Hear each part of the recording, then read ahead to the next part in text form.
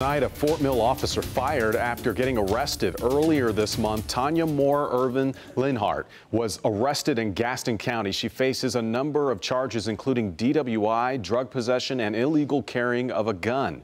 Fort Mill police officials were told of the arrest June 2nd, and the officer fired the very next day. NBC Charlotte defender Michelle Bowden live at 6 tonight. Michelle, the department acting swiftly in this case.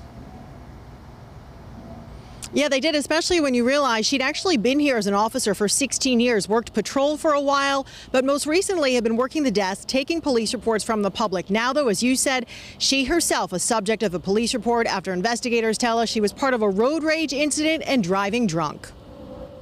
This is not how you expect to see a police officer in a mugshot. We're held to a higher standard, but we're not above the law either. Cherryville's police chief says his officers got a call Friday night, June 1st, that Fort Mill police officer Tanya Ervin-Leonhardt was involved in a road rage incident. She identified herself as an off-duty Fort Mill police officer. The officers could smell alcohol on her breath. They asked her to consent to an alcohol sensor test, which she refused. The chief says she'd been driving recklessly and even been in a shouting match with the other driver. The call came in that they were tailgating very closely, passing in no passing zones on Dallas-Cherryville Highway coming into the city limits. She was first charged with DWI, having an open container and carrying a concealed weapon because she had her service weapon on her, and a law enforcement officer can't legally carry their weapon when drinking.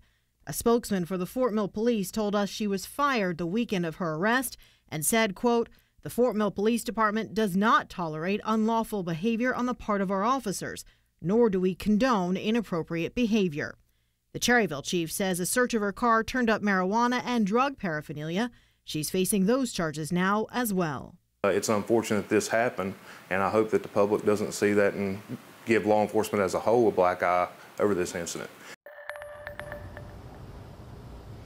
Now remember, this all stemmed for what apparently was a road rage incident, so we got some advice from police. If you ever find yourself in that kind of situation, they say don't try to outrun someone, don't speed, you could potentially cause a wreck. Instead, call police, tell them where you're headed, have police meet you there, and under no circumstances, don't ever get out of the car and try to confront someone. Reporting live now in Fort Mill, Michelle Bowden, NBC Charlotte. Michelle, thank you.